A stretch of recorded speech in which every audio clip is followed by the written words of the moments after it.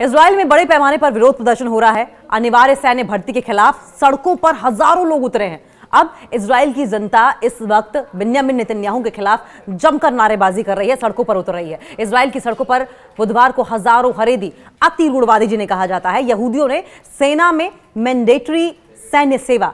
में मैंडेटरी भर्ती के खिलाफ विरोध प्रदर्शन किया है और पश्चिमी यरूशलेम में सेना के भर्ती कार्यालय के पास इजरायली पुलिस के साथ प्रदर्शनकारियों की जमकर झड़प भी हुई है।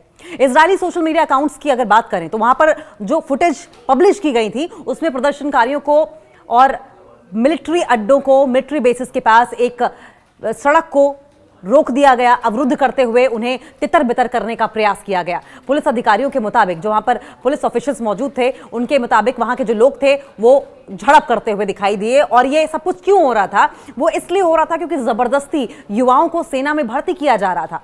अब इसको सोचिए जरा, एक तरीके से एक लोकतांत्रिक देश जहां लोग लोकतंत्र बचाने निकल चुके हैं, उसी देश में अचानक ऐसा नियम आ जाए कि सेना में जाना जिम्मेदारी नहीं बल्कि लगभग जबरदस्ती बन जाए।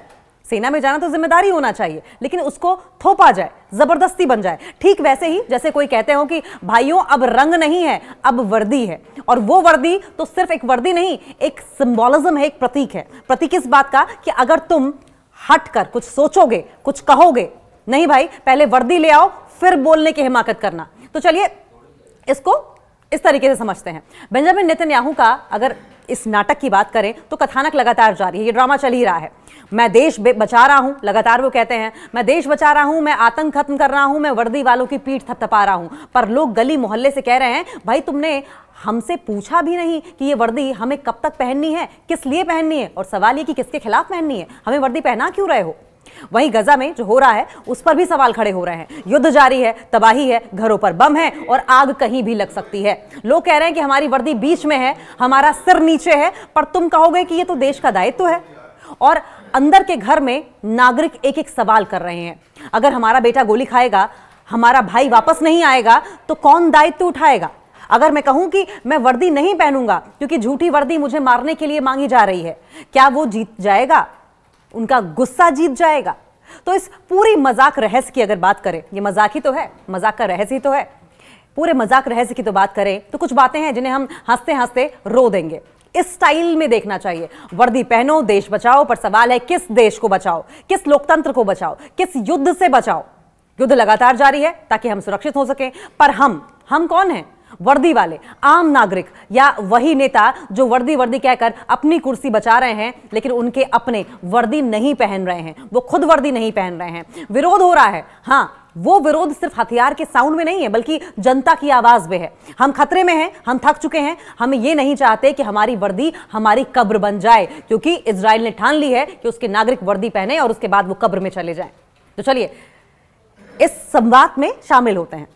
हाँ जी, आओ सेना में शामिल हो जाओ। बड़ी बात यह है कि लेकिन जब तुम गोली मारने निकलोगे तो याद रखना तुम वर्दी पहनोगे, पर सवाल और जवाब तुम्हारे ही होंगे, गोली भी तुम्हें खानी होगी। ओह, तुम देश की सीमा पर खड़े हो, बहुत बढ़िया, लेकिन देश का नाम लेकर करना क्या है? बताओ कि तुम उस नाम के रिप्रेजेंटेटिव, प्रतिनिधि हो या सिर्फ एक झंडा सी लगाकर फोटो खिंचवाने वाले हो। और जब तुम अंदर घर में बैठकर कहोगे कि मैं देश के लिए कुछ कर रहा हूं, तब याद रखना मुझे भी कुछ ही चाहिए कि तुम रास्ता पूछकर तुम्हें जाना होगा। मैंने तुम्हारा वर्दी नहीं जाना, वचन लिया है, और ये वचन का मतलब ये होगा मौत। इजराइल बिल्कुल यही चाहता है। घर का मतलब यह हुआ कि घर में रहने वाले जो वारिस हैं, लोग हैं, वो बचेंगे नहीं। घर के एक एक दीपक अगर बुझ जाएगा तो सवाल यह है कि तो लड़ाई लड़ेगा कौन, और किसके लिए? कौन से देश के लिए? कौन से अपनों के लिए? कौन सी जनता के लिए? तो इस तरीके से ये देश राष्ट्र वर्दी विश्वास पसनों का कार्निवल बन चुका है।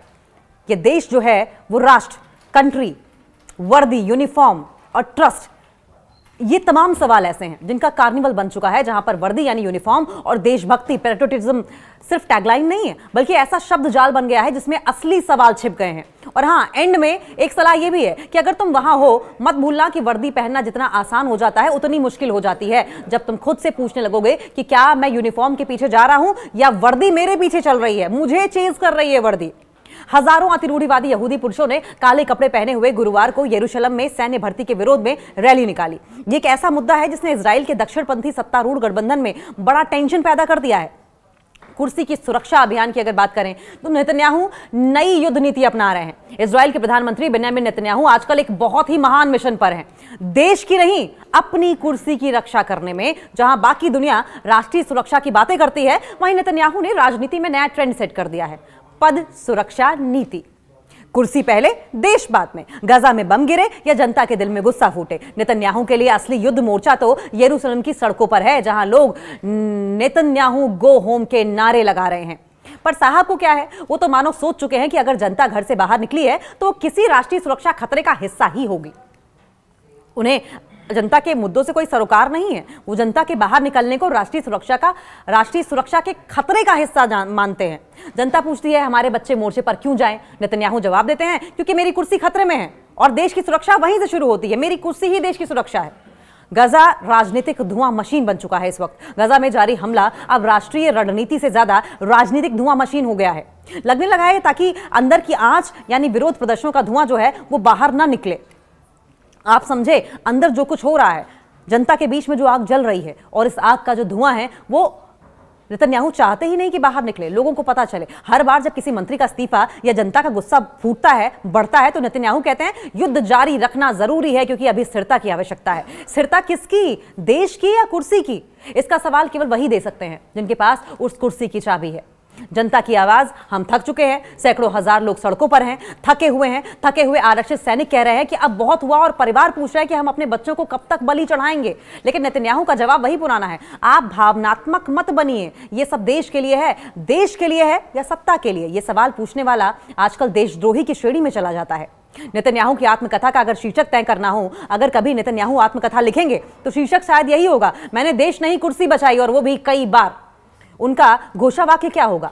वो भी बहुत सुंदर लगेगा, जब तक मैं प्रधानमंत्री हूं तब तक इजराइल सुरक्षित है और अगर मैं नहीं रहा तो सब कुछ असुरक्षित हो जाएगा। लोकतंत्र के साथ साथ लोकतंत्र भी असुरक्षित हो जाएगा।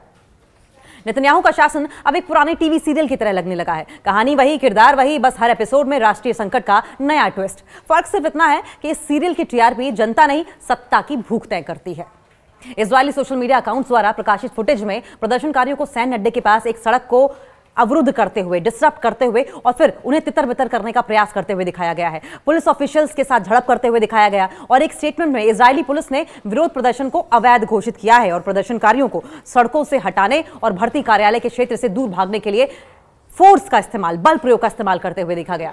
इजरायली आंकड़ों के मुताबिक सैन्य सेवा में भर्ती के लिए हजारों यहूदियों से अनुरोध किया गया था, लेकिन उनमें से केवल दर्जनों हरेदी यहूदी ही भर्ती के लिए अपीयर हुए। 7 अक्टूबर 2023 से गजा में चल रहे युद्ध, पश्चिमी तट पर सैन्य छापे और लेबनानी समूह हिजबुल्लाह के साथ सीमा पार झड़पों के कारण सेना को महीनों से कर्मियों की कमी का सामना करना पड़ रहा है। जून में इजराइल की सुप्रीम कोर्ट ने हरेदी यहूदियों को सेना में भर्ती करने का आदेश दिया और उन धार्मिक संस्थानों को वित्तीय सहायता देने पर प्रतिबंध लगा दिया जिनके छात्रों ने सैन्य सेवा से इनकार कर दिया। हरेदी यहूदी इजराइल की लगभग 9.9 मिलियन की पॉपुलेशन है और लगभग 13% और वे सेना में सेवा नहीं करते बल्कि अपना जीवन टोरा के अध्ययन के लिए समर्पित करते हैं। इजरायली कानून के मुताबिक 18 साल से ज्यादा आयु के सभी इजरायलियों के लिए सेना में सेवा करना मैंडेटरी है और हरेदी को छूट देना डेकेड से एक विवादास्पद मुद्दा बना हुआ है। इजराइल में बड़े पैमाने पर विरोध प्रदर्शन हो रहा है। अनिवार्य सैन्य भर्ती के खिलाफ सड़कों पर हजारों लोग उतरे हैं। अब इजराइल की जनता इस वक्त बेंजामिन नेतन्याहू के खिलाफ जमकर नारेबाजी कर रही है, सड़कों पर उतर रही है। इजराइल की सड़कों पर बुधवार को हजारों हरेदी, अति रूढ़वादी जिन्हें कहा जाता है, यहूदियों ने सेना में मैंडेटरी भर्ती के खिलाफ विरोध प्रदर्शन किया है और पश्चिमी यरूशलेम में सेना के भर्ती कार्यालय के पास इजरायली पुलिस के साथ प्रदर्शनकारियों की जमकर झड़प भी हुई है। इजरायली सोशल मीडिया अकाउंट्स की अगर बात करें तो वहां पर जो फुटेज पब्लिश की गई थी उसमें प्रदर्शनकारियों को और मिलिट्री अड्डों को, मिलिट्री बेसिस के पास एक सड़क को रोक दिया गया, अवरुद्ध करते हुए उन्हें तितर बितर करने का प्रयास किया गया। पुलिस अधिकारियों के मुताबिक, जो वहां पर पुलिस ऑफिशियल्स मौजूद थे, उनके मुताबिक वहां के जो लोग थे वो झड़प करते हुए दिखाई दिए। और ये सब कुछ क्यों हो रहा था? वो इसलिए हो रहा था क्योंकि जबरदस्ती युवाओं को सेना में भर्ती किया जा रहा था। अब इसको सोचिए जरा, एक तरीके से एक लोकतांत्रिक देश जहां लोग लोकतंत्र बचाने निकल चुके हैं, उसी देश में अचानक ऐसा नियम आ जाए कि सेना में जाना जिम्मेदारी नहीं बल्कि लगभग जबरदस्ती बन जाए। सेना में जाना तो जिम्मेदारी होना चाहिए, लेकिन उसको थोपा जाए, जबरदस्ती बन जाए। ठीक वैसे ही जैसे कोई कहते हो कि भाइयों अब रंग नहीं है, अब वर्दी है। और वो वर्दी तो सिर्फ एक वर्दी नहीं, एक सिंबोलिज्म है, एक प्रतीक है। प्रतीक इस बात का कि अगर तुम हटकर कुछ सोचोगे, कुछ कहोगे, नहीं भाई पहले वर्दी ले आओ फिर बोलने की हिमाकत करना। तो चलिए इसको इस तरीके से समझते हैं। बेंजामिन नेतन्याहू का अगर इस नाटक की बात करें तो कथानक लगातार जारी है, ये ड्रामा चल ही रहा है। मैं देश बचा रहा हूं, लगातार वो कहते हैं मैं देश बचा रहा हूं, मैं आतंक खत्म कर रहा हूं, मैं वर्दी वालों की पीठ थपथपा रहा हूं। पर लोग गली मोहल्ले से कह रहे हैं भाई तुमने हमसे पूछा भी नहीं कि ये वर्दी हमें कब तक पहननी है, किस लिए पहननी है, और सवाल ये कि किसके खिलाफ पहननी है, हमें वर्दी पहना क्यों रहे हो। वहीं गजा में जो हो रहा है उस पर भी सवाल खड़े हो रहे हैं। युद्ध जारी है, तबाही है, घरों पर बम है और आग कहीं भी लग सकती है। लोग कह रहे हैं कि हमारी वर्दी बीच में है, हमारा सिर नीचे है, पर तुम कहोगे कि ये तो देश का दायित्व है। और अंदर के घर में नागरिक एक एक सवाल कर रहे हैं, अगर हमारा बेटा गोली खाएगा, हमारा भाई वापस नहीं आएगा तो कौन दायित्व उठाएगा। अगर मैं कहूं कि मैं वर्दी नहीं पहनूंगा क्योंकि झूठी वर्दी मुझे मारने के लिए मांगी जा रही है, क्या वो जीत जाएगा, उनका गुस्सा जीत जाएगा। तो इस पूरी मजाक रहस्य की अगर बात करें, ये मजाक ही तो है, मजाक का रहस्य ही तो है, पूरे मजाक रहस्य की तो बात करें तो कुछ बातें हैं जिन्हें हम हंसते हंसते रो देंगे। इस स्टाइल में देखना चाहिए, वर्दी पहनो देश बचाओ, पर सवाल है किस देश को बचाओ, किस लोकतंत्र को बचाओ, किस युद्ध से बचाओ। युद्ध लगातार जारी है ताकि हम सुरक्षित हो सकें, पर हम कौन हैं, वर्दी वाले, आम नागरिक, या वही नेता जो वर्दी वर्दी कहकर अपनी कुर्सी बचा रहे हैं लेकिन उनके अपने वर्दी नहीं पहन रहे हैं, वो खुद वर्दी नहीं पहन रहे हैं। विरोध हो रहा है, हाँ वो विरोध सिर्फ हथियार के साउंड में नहीं है बल्कि जनता की आवाज में है। हम खतरे में हैं, हम थक चुके हैं, हम ये नहीं चाहते कि हमारी वर्दी हमारी कब्र बन जाए, क्योंकि इजराइल ने ठान ली है कि उसके नागरिक वर्दी पहने और उसके बाद वो कब्र में चले जाएं। तो चलिए इस संवाद में शामिल होते हैं। हाँ जी, आओ सेना में शामिल हो जाओ। बड़ी बात यह है कि लेकिन जब तुम गोली मारने निकलोगे तो याद रखना तुम वर्दी पहनोगे, पर सवाल और जवाब तुम्हारे ही होंगे, गोली भी तुम्हें खानी होगी। ओह, तुम देश की सीमा पर खड़े हो, बहुत बढ़िया, लेकिन देश का नाम लेकर करना क्या है। बताओ कि तुम उस नाम के रिप्रेजेंटेटिव, प्रतिनिधि हो या सिर्फ एक झंडा सी लगाकर फोटो खिंचवाने वाले हो। और जब तुम अंदर घर में बैठकर कहोगे कि मैं देश के लिए कुछ कर रहा हूं, तब याद रखना मुझे भी कुछ ही चाहिए कि तुम रास्ता पूछकर तुम्हें जाना होगा। मैंने तुम्हारा वर्दी नहीं जाना, वचन लिया है, और ये वचन का मतलब ये होगा मौत। इजराइल बिल्कुल यही चाहता है। घर का मतलब यह हुआ कि घर में रहने वाले जो वारिस हैं, लोग हैं, वो बचेंगे नहीं। घर के एक एक दीपक अगर बुझ जाएगा तो सवाल यह है कि तो लड़ाई लड़ेगा कौन, और किसके लिए, कौन से देश के लिए, कौन से अपनों के लिए, कौन सी जनता के लिए। तो इस तरीके से ये देश राष्ट्र वर्दी विश्वास पसनों का कार्निवल बन चुका है। ये देश जो है वो राष्ट्र, कंट्री, वर्दी, यूनिफॉर्म और ट्रस्ट, ये तमाम सवाल ऐसे हैं जिनका कार्निवल बन चुका है, जहां पर वर्दी यानी यूनिफॉर्म और देशभक्ति, पैट्रियोटिज्म सिर्फ टैगलाइन नहीं है बल्कि ऐसा शब्द जाल बन गया है जिसमें असली सवाल छिप गए हैं। और हाँ, एंड में एक सलाह यह भी है कि अगर तुम वहां हो, मत भूलना कि वर्दी पहनना जितना आसान हो जाता है उतनी मुश्किल हो जाती है जब तुम खुद से पूछने लगोगे कि क्या मैं यूनिफॉर्म के पीछे जा रहा हूं या वर्दी मेरे पीछे चल रही है, मुझे चेज कर रही है वर्दी। हजारों अतिरूढ़ीवादी यहूदी पुरुषों ने काले कपड़े पहने हुए गुरुवार को यरूशलेम में सैन्य भर्ती के विरोध में रैली निकाली। ये एक ऐसा मुद्दा है जिसने इजराइल के दक्षिणपंथी सत्तारूढ़ गठबंधन में बड़ा टेंशन पैदा कर दिया है। कुर्सी की सुरक्षा अभियान की अगर बात करें तो नेतन्याहू नई युद्ध नीति अपना रहे हैं। इजराइल के प्रधानमंत्री बेंजामिन नेतन्याहू आजकल एक बहुत ही महान मिशन पर हैं, देश की नहीं अपनी कुर्सी की रक्षा करने में। जहां बाकी दुनिया राष्ट्रीय सुरक्षा की बातें करती है, वहीं नेतन्याहू ने राजनीति में नया ट्रेंड सेट कर दिया है, पद सुरक्षा नीति।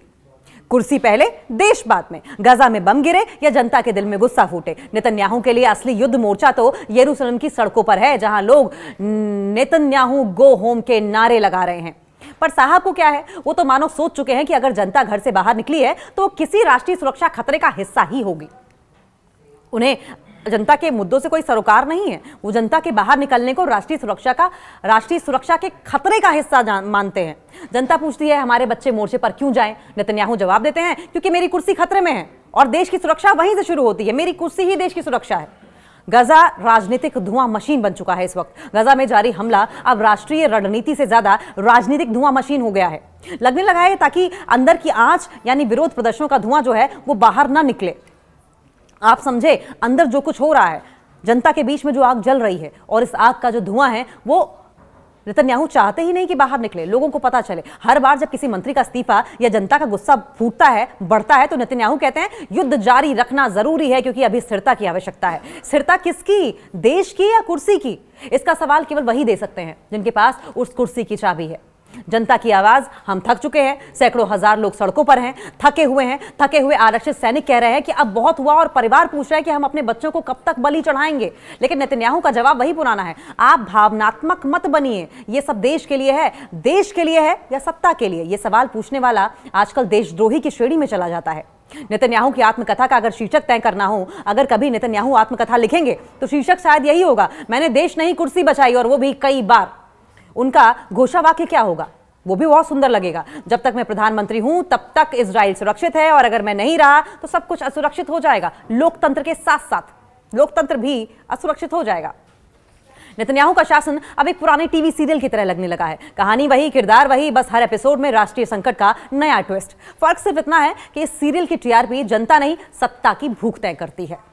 इजरायली सोशल मीडिया अकाउंट्स द्वारा प्रकाशित फुटेज में प्रदर्शनकारियों को सैन्य अड्डे के पास एक सड़क को अवरुद्ध करते हुए, डिस्टर्ब करते हुए और फिर उन्हें तितर-बितर करने का प्रयास करते हुए दिखाया गया है। पुलिस ऑफिशियल्स के साथ झड़प करते हुए दिखाया गया, और एक स्टेटमेंट में इजरायली पुलिस ने विरोध प्रदर्शन को अवैध घोषित किया है और प्रदर्शनकारियों को सड़कों से हटाने और भर्ती कार्यालय के क्षेत्र से दूर भागने के लिए फोर्स का इस्तेमाल, बल प्रयोग का इस्तेमाल करते हुए देखा गया। इजरायली आंकड़ों के मुताबिक सैन्य सेवा में भर्ती के लिए हजारों यहूदियों से अनुरोध किया गया था, लेकिन उनमें से केवल दर्जनों हरेदी यहूदी ही भर्ती के लिए अपीयर हुए। 7 अक्टूबर 2023 से गजा में चल रहे युद्ध, पश्चिमी तट पर सैन्य छापे और लेबनानी समूह हिजबुल्लाह के साथ सीमा पार झड़पों के कारण सेना को महीनों से कर्मियों की कमी का सामना करना पड़ रहा है। जून में इजराइल की सुप्रीम कोर्ट ने हरेदी यहूदियों को सेना में भर्ती करने का आदेश दिया और उन धार्मिक संस्थानों को वित्तीय सहायता देने पर प्रतिबंध लगा दिया जिनके छात्रों ने सैन्य सेवा से इनकार कर दिया। हरेदी यहूदी इजराइल की लगभग 9.9 मिलियन की पॉपुलेशन है और लगभग 13%, और वे सेना में सेवा नहीं करते बल्कि अपना जीवन टोरा के अध्ययन के लिए समर्पित करते हैं। इजरायली कानून के मुताबिक 18 साल से ज्यादा आयु के सभी इजरायलियों के लिए सेना में सेवा करना मैंडेटरी है, और हरेदी को छूट देना डेकेड से एक विवादास्पद मुद्दा बना हुआ है।